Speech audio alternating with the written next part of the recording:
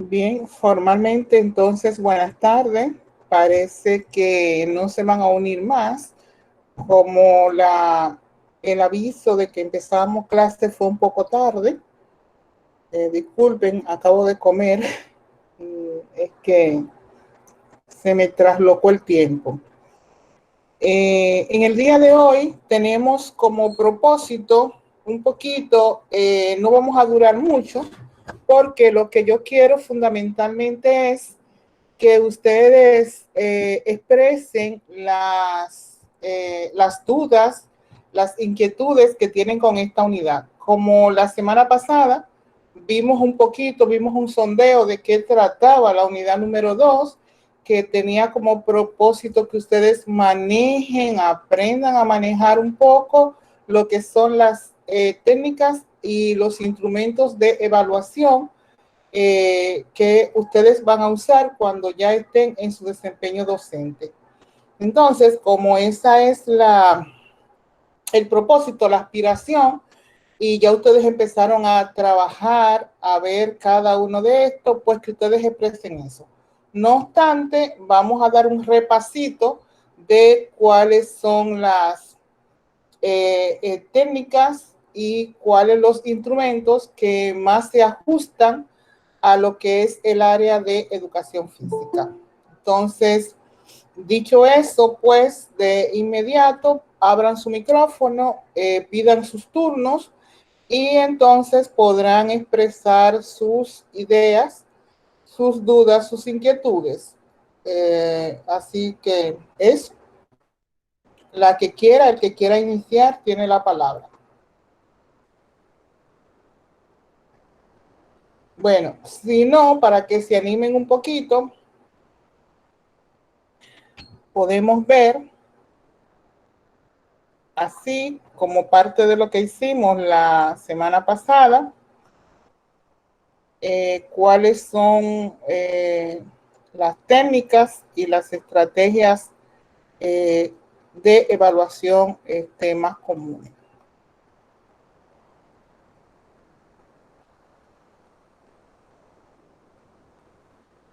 Yo siento un silencio rotundo del lado de ustedes. Yo espero que esté ahí todo el mundo. Y que me digan si pueden ver o están viendo la transparencia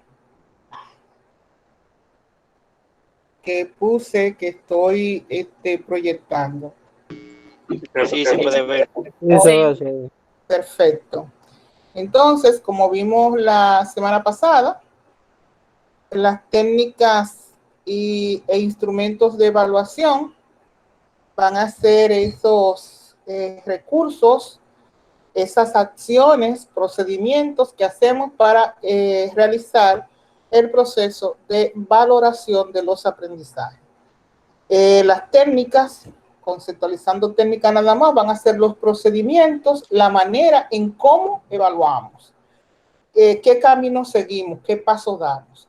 En este caso, las técnicas se van a caracterizar por ser integrales, procesuales, flexibles, sistemáticas, participativas.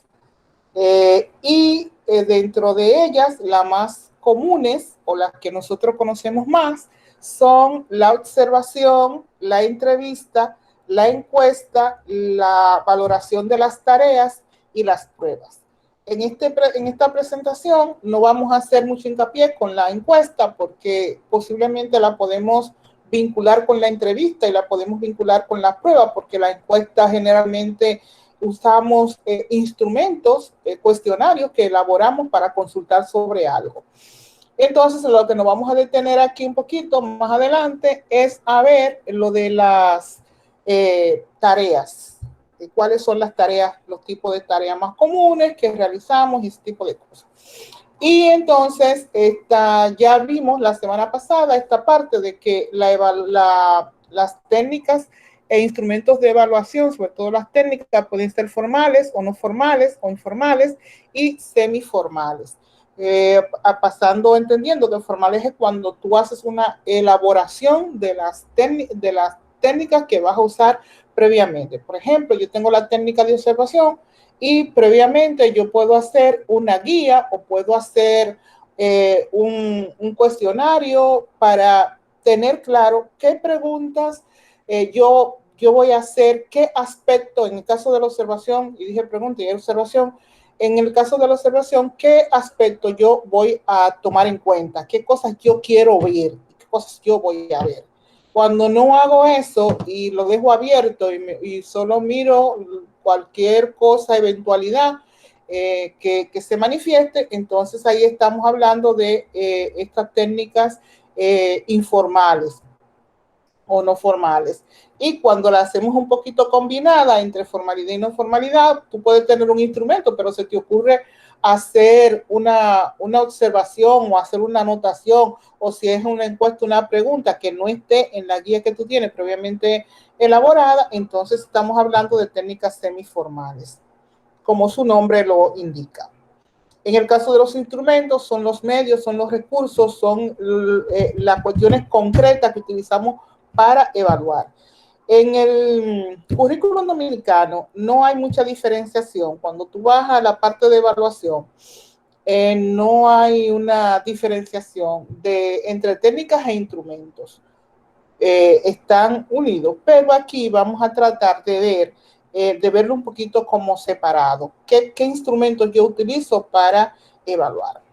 Entonces, entre los instrumentos podemos mencionar en sentido general la escala de estimación, podemos mencionar las rúbricas que ustedes señalaron en la evaluación diagnóstica, que es el que ustedes más conocen.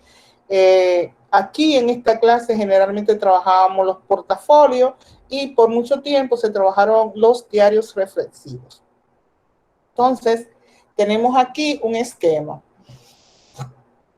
Como pueden ver, las más grandes, a mano izquierda, de frente a ustedes, tendríamos la observación, las pruebas, la revisión de tareas y las entrevistas. Como les dije ahorita, aunque aparece adelante la encuesta la hemos aplazado para sustituirla por la revisión de tareas. Entonces, con relación a la observación, vamos a tener como instrumentos la lista de control, la escala de estimación y registro anecdótico. En las pruebas vamos a tener la valoración de la realización de las prácticas, la escala de estimación de respuesta a los cuestionarios y lo que más nosotros usamos y más conocemos son las famosas pruebas objetivas, que más adelante vamos a poner una lista de cuáles son los tipos de preguntas o de ítems que más se usan en las pruebas objetivas. La revisión de tarea, como instrumento tenemos las monografías, los cuadernos o diarios y los portafolios. En la entrevista, entonces tenemos la guía, cuando podemos tener un guión o como decía ahorita, pueden ser o pueden aparecer como no formales o informales. Entonces, dentro de las técnicas de observación, hemos dicho que tenemos la lista de cotejo, lista de control, la escala de estimación, de clasificación, y en este caso está en la escala numérica, de categoría, descriptivas y las rúbricas. Entonces, se puede ver cada uno un poquito aquí el concepto a qué se refiere o en qué consiste una lista de control o de cotejo, y pueden observar en su pantalla a mano derecha arriba un ejemplo de lo que podría ser una lista de control o de cotejo.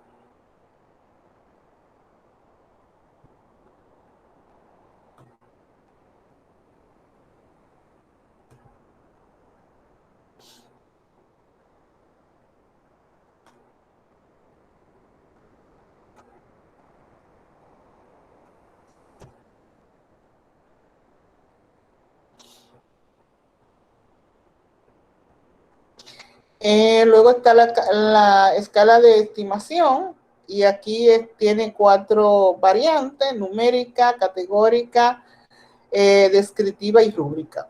No voy a poner ejemplos de las rúbricas, pero sí observen en su pantalla el ejemplo de cada una. La escala de estimación numérica, como pueden observar, están las preguntas o los criterios que se van a observar.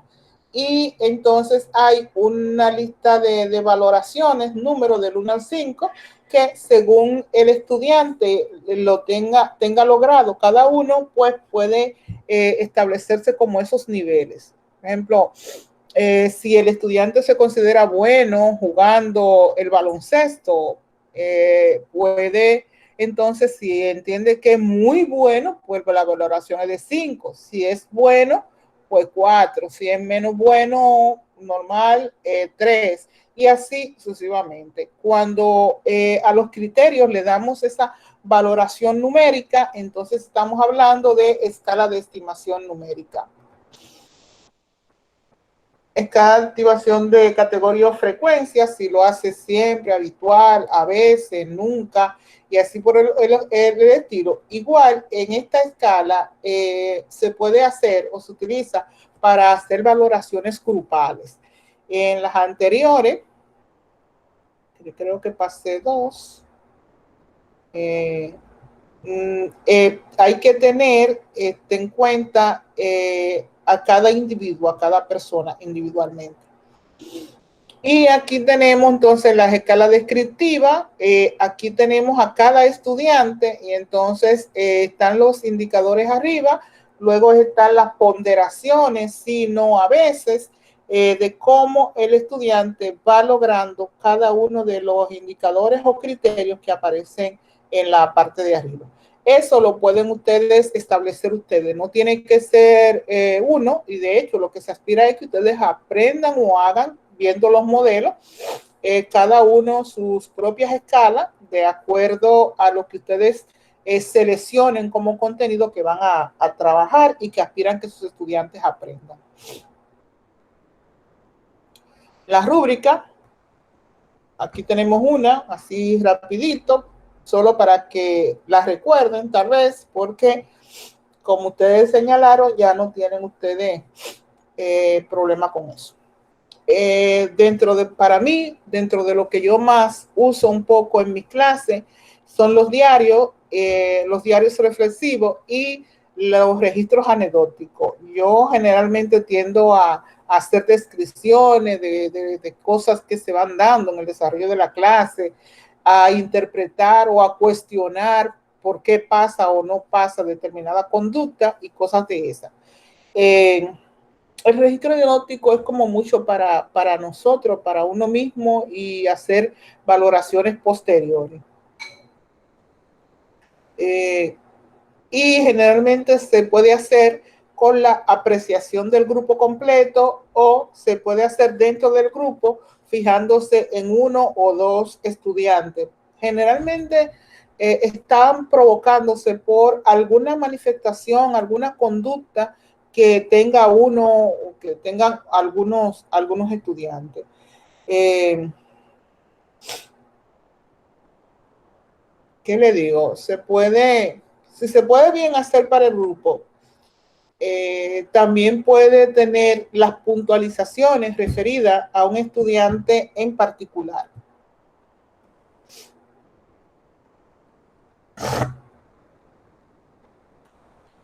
Otro grupo de técnicas son las pruebas. No me voy a quedar mucho ahí. Tenemos diferentes tipos de pruebas y en ellas, pues, por ejemplo, tenemos las pruebas objetivas, que son las que más nosotros utilizamos, sobre todo, y en educación física se utiliza más esta primera, que son la prueba de realización de prácticas o pruebas de ejecución. O sea, se le pone al estudiante a realizar determinada, cuando usted va a valorar si el estudiante aprendió o no, cómo lo hace, pues estarían este tipo de pruebas de realización o pruebas de ejecución. Y las pruebas objetivas, que generalmente son pruebas escritas. Entonces, aquí yo le decía que tenemos diferentes tipos de pruebas, de ítem, perdón, diferentes tipos de preguntas. Entonces, generalmente nosotros, y sobre todo en el sistema virtual, la que más utilizamos es la de selección múltiple, y selección múltiple de una sola respuesta. Después casi no usamos las otras, pero sin embargo sí se podrían usar, sobre todo la de apareo, se podría utilizar perfectamente la de identificación, que podríamos usarlo incluso usando imágenes, pero ya, hay que tener cuenta, porque si usamos, por ejemplo, respuesta donde el estudiante tenga que escribir, se puede correr el riesgo que por faltas ortográficas o por manera de escribir, no coincida en cómo la hizo o dio la respuesta el docente y cómo lo haga el estudiante. O sea, hay palabras que llevan acento y que el estudiante no ponga el acento. Entonces, si el estudiante dio la respuesta correcta, pero no puso el acento, la pregunta se le puede registrar como mala cuando realmente es correcta y que solo es porque dejó de poner un acento o porque la respuesta que el profesor cuando hizo la prueba dio la respuesta en minúscula, pero el estudiante escribió en mayúscula. Por eso, entonces, en ese sentido, hay que tener cuidado al momento de hacer pruebas de respuesta donde los estudiantes deban de responder. O si no, y también lo de preguntas de interrogatorio, que hay preguntas que el estudiante tiene que contestar con una oración, con un párrafo, su propia redacción. Entonces, no va a ser una pregunta que se va a corregir automáticamente, sino que el profesor tendrá que ir entonces a cada prueba a leer la respuesta que dio cada estudiante y a valorar entonces si la respuesta es correcta o no. La técnica de revisión de tarea, aquí tenemos los trabajos monográficos. Estos de trabajos monográficos son los famosos como seminarios, decíamos antes, donde a ustedes se les da una temática para que ustedes investiguen y levanten un documento con relación a esa temática. Muchas veces este trabajo es asignado de manera grupal. Y aquí quiero hacer un comentario en ese sentido, de cuando asignamos trabajos de grupo. Cuando asignamos trabajo de grupo no se garantiza en cómo nosotros trabajamos que todos los miembros de ese grupo hayan trabajado el documento completo. Porque no hemos desarrollado, y es una cosa que lo digo porque lo debemos desarrollar, lo que es el trabajo colaborativo. Y es que el trabajo colaborativo o cooperativo, como dicen algunos, que casi es lo mismo, yo no lo diferencio mucho, es que hagan una producción conjunta. Entonces, ¿qué ocurre con mucha frecuencia? Que ustedes se les asigna un trabajo grupal y dividen el contenido de ese trabajo. Y cada uno hace una parte.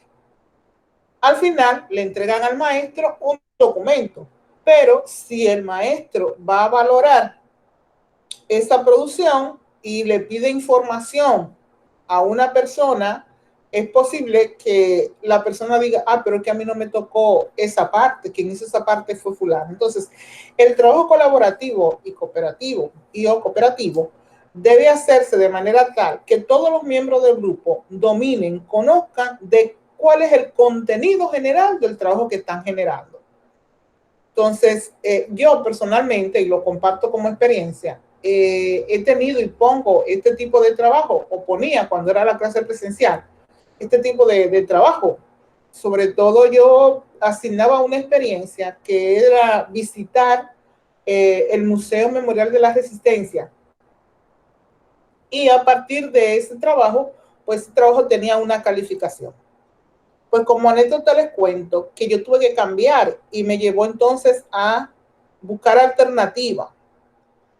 Porque el conglomerado estudiantil en la UAS, tú tienes una sesión de 50, 60 y hasta 70 estudiantes, que en algunas sesiones no asisten más que 35 y tú tienes la lista 70, pero te encuentras con sesiones que tienen 70 y asisten 70 y 71. O sea, más de lo que incluso aparecen en la lista generalmente. Entonces, ¿cómo tú manejar eso? Pues tienes que necesariamente trabajar con asignaciones grupales para poder corregir menos y así distribuir las notas así. Entonces, ¿qué me ocurrió? Yo hacía eso, mis estudiantes a nivel nacional tenían que venir o de cualquier punto del país a donde yo estuviera en ese momento dando las clases, trabajando. Por ejemplo, yo he ido a San Francisco, yo he estado en La Vega, en Santiago, Mao, San Cristóbal, o sea, yo he ido a a varios centros. Y bueno, tenían que venir y venían.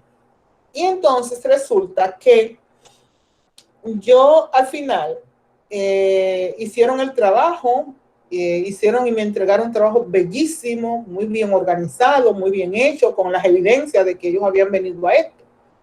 Y al final, como una manera como de ver cómo se sentía la gente y qué había hecho, le hice una pregunta, le hice varias preguntas, y dentro de una de ellas fue que expresaran en un párrafo qué había significado y qué habían aprendido en la visita al museo. Pues miren, señores, me llevé un jarro de agua fría. Pues cuando tenían que hacer eso en una hoja manuscrita, y una estudiante me entregó eso en blanco. Y yo, oh, pero ¿y usted por qué no pone nada de eso del museo?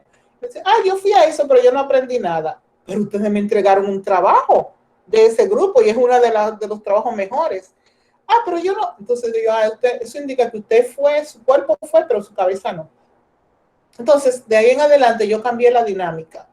Seguí mandando y que tienen que venir al museo y que hacer su experiencia del museo y tienen que entregar su trabajo escrito. Pero la valoración de ese trabajo no solo está porque me lo entreguen. La valoración de ese trabajo, entonces, yo dividí la puntuación. Tomé una parte, más del 50%, si valía 20, le puse que el trabajo escrito que me entregaran vale 12 puntos y 8 puntos entonces para defender ese trabajo. Entonces, ¿en qué consistía la defensa? Bueno, de los trabajos yo sacaba una lista de preguntas y los estudiantes tenían que elegir al azar preguntas sobre ese contenido. Entonces, ¿qué me ocurrió después? Bueno, me fue dando resultados en unos grupos más que en otros. La gente se vio obligada a leer, releer y estudiar la experiencia. Pero en un verano, una estudiante muy buena, excelente, la mejor que yo tenía, cuando eligió al azar su pregunta, la niña se quedó en blanco. ¿Por qué? Porque sintió la presión de no poder contestar porque eran preguntas orales que se le hacía delante de todos los demás estudiantes. Y ella, con el temor y el miedo escénico de fallar, sacó 3 preguntas porque era una sola, pero yo, como sabía que ella era buena, le di la oportunidad de 2 más. Y ella no fue capaz de contestarme ni una sola, pero ni una sola. Entonces, eso me llevó a mí a aprender que el hacer preguntas así directas, el estudiante puede perder. Porque entonces, ese mismo día, cuando terminamos de hacer esa parte de las preguntas, hicimos al interior de la universidad una excursión y cuando íbamos de camino, ella iba al lado mío y ella dice, pero yo no sé por qué yo no pude contestar, porque usted me preguntó tal cosa y eso es tal cosa y tal cosa y tal cosa y esto y esto y esto y esto. Incluso hubo compañeros que no pudieron responder preguntas y ella las respondía por ellos. Entonces, ¿por qué estoy contando esta experiencia? Porque tenemos que tener cuidado en la revisión de las tareas y en cómo lo hacemos, aunque nosotros estemos aspirando a garantizar que el estudiante se ve obligado a estudiar, se ve obligado a aprender lo que se le ha enseñado. Luego entonces me llevó a que sí, seguir haciendo las preguntas, pero no hacerla de manera oral, sino hacerla en un espacio escrito donde el estudiante pues se sintiera más tranquilo y no se sintiera en evidencia delante de los demás. Quiero dejar eso como experiencia. Pero sobre todo, en este sentido, es que cuando hacemos trabajo, asignamos actividades, asignamos técnicas o estamos evaluando con unas técnicas, hay que garantizar que real y efectivamente las técnicas logren lo que usted pretende. No podemos usar técnica por técnica o innovación por innovación. Debemos usar técnicas porque nos den los resultados, nos permitan comprobar y tomar las decisiones que le van a beneficiar al aprendizaje de nuestros estudiantes. Entonces, esa cuestión. Luego están los cuadernos o diarios de clase. Me encantan. Si todos mis estudiantes fueran grupo de 15, como son ustedes, presencial o no, yo haría siempre diarios reflexivos. Porque los diarios nos permiten al estudiante volver de una manera reflexiva a decir o a revisar qué cosas he aprendido, qué cosas no entendí o no comprendí, y lo puede socializar con otro y también puede ampliar de manera autónoma, de manera libre, informaciones que no le quedaron tan claras y ampliar sobre eso. Y entonces el hecho de que tú vuelves a reflexionar y escribes sobre eso te ayuda a apropiarte más de las informaciones. Esta técnica con estos instrumentos, estas maneras de evaluar y estos procedimientos son las que más significativas para mí son, y que siento que se pueden y dan respuesta más a lo que es la enseñanza basada en competencias. Y por último está el portafolio, que ya podemos ver aquí unos elementos que deben tener en cuenta al momento de nosotros elaborar o asignar a nuestros estudiantes la elaboración o la presentación de portafolios. Ustedes vivieron lo que era portafolio bajo la denominación de carpetas, pues ustedes, todos los que están en esta clase, debieron ir a la escuela en el ciclo inicial, o sea, hicieron preprimario en su centro de estudio, desde su casa y eso. Y en los preprimarios y en primer y segundo grado, los docentes generalmente le van haciendo a cada estudiante un portafolio, que no es más que el registro de todas las experiencias, de todas las evidencias que se van desarrollando durante el año escolar, en algunos casos, o durante un mes, si es, por ejemplo, de una unidad, dependiendo de cómo se haya determinado que se va a hacer el portafolio. Hay unos pasos que no me voy a referir a eso. Y por último, la técnica de entrevista, que generalmente se puede hacer, igual que la observación, de una manera informal, pero también de una manera formal, utilizando un guión para desarrollar el levantamiento de la información. Entonces, no era mi intención dialogar de esta manera expositiva nuevamente sobre las técnicas y los instrumentos de evaluación, pero como hice la pregunta de que hoy el objetivo es que ustedes expresen sus dudas, que si requieren algún comentario de mi parte, alguna puntualización para realizar las tareas, pues que la hicieran. Pero como se quedaron ahí calladitos, calladitas, quise hacer esta como retroalimentación para que ustedes desempolven, y sobre todo porque en el grupo anterior alguien me preguntó si solo se iba a trabajar con una sola técnica, y no se puede trabajar con una sola. Como ustedes vieron, habrían en esta lista que yo presenté 5, por lo menos deben trabajar 3 o 4. Y a cada técnica le deben trabajar pues sus instrumentos. ¿Qué debilidad y qué situación pueden encontrar? Bueno, que para elaborar los instrumentos tienen que pensar en un grado, o sea, en un nivel y en un curso, si van a trabajar con tercero, cuarto, quinto, con qué grado, porque deben estar hechos los instrumentos con una referencia específica. No es al aire y tiene que ser de educación física. Vuelvo y les remacho y les subrayo ahí. Y de Kel, creo que fue que levantó las manos y volvió y la ocultó porque yo seguía hablando, pero tiene la palabra y de qué. Ah, sí, profe, que si esta grabación de esta llamada usted la va a plantear en la plataforma. Yo le he mandado las dos anteriores, ¿verdad?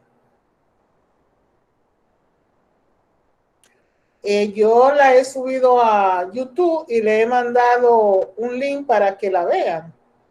Yo le mandé la anterior. No. No. Bueno, pues igual, entonces, déjenme ver porque buscarle la URL y de esta igual, pues debería mandarle, sí, la URL para que se repita, el que quiera ir verla Sí, y por ver favor. eso nuevamente para que los ayude. Muy bien. A ver, ¿alguien más? Entonces no hay duda. Pues mis hijos, nada. Profe, Ajá. perdón. Yo tengo una pregunta sobre la actividad 2, que es la fecha de entrega. La fecha de entrega. Sí, Tranquilo, yo no he hecho nada con la fecha de entrega. Sigan trabajando esta semana, para la semana que viene tendrán una fecha de entrega. Recuerden que hablamos la semana pasada de cuándo se terminaba el trimestre, el cuatrimestre, y que si terminamos en abril o finales de marzo, pues podríamos trabajar con esta unidad para que lo hagan despacio bien este mes. Entonces, ya para el próximo martes yo le estaría diciendo cuándo culmina. Yo parto de que ustedes empezaron a trabajar esta unidad la semana pasada, que ya tienen una semana, casi 2 semanas trabajando. Esta sería la segunda o tercera semana. Bueno, yo hice la presentación la semana pasada. Esta semana tienen una semana ya trabajando en esta unidad. Y por eso el contenido de hoy es volver otra vez sobre esto y presentar los ejemplos. Entonces, no trabajen bajo presión.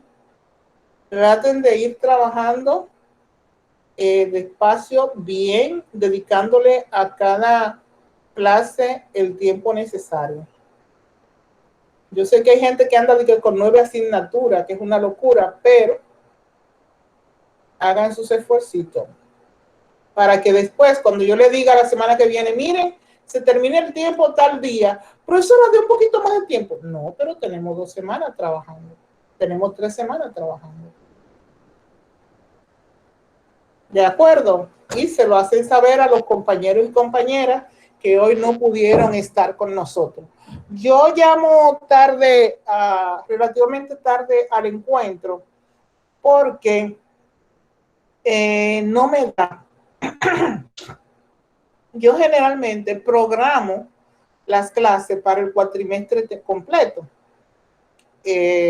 por Google Meet, pero no sé a qué se debe que si yo la programo así, después cuando estoy en estos encuentros, no me da la opción de grabar. Entonces yo, como quiero ir grabando, estoy entrando y casi de una vez que entro es que le mando a ustedes el link para que puedan entrar a la videoconferencia. Hasta que yo no resuelva eso, vamos a estar entrando así y no me es ningún problema, o pienso yo que no es ningún problema porque ustedes saben el horario de clase que tienen. Entonces solo hay que estar pendiente a que tenemos clase a las 2 de la tarde. Y inmediatamente nos llega el link, pues de una vez podemos entrar. Yo creo que eso no tiene mayor problema, ni ustedes van a decir que eso está mal, ni nada de eso. ¿De acuerdo? Se me quedaron calladitos. Bueno. Pues nada, señores, nos vemos la semana que viene. Cualquier cosa, me dan un toque. Y cualquier duda, le haremos saber. Escriban, ustedes pueden escribir por correo interno. Cuídense. Bien. Bye bye. Yo, profe. Gracias, pase buenas. Igual. Cuídese. Bye, profe.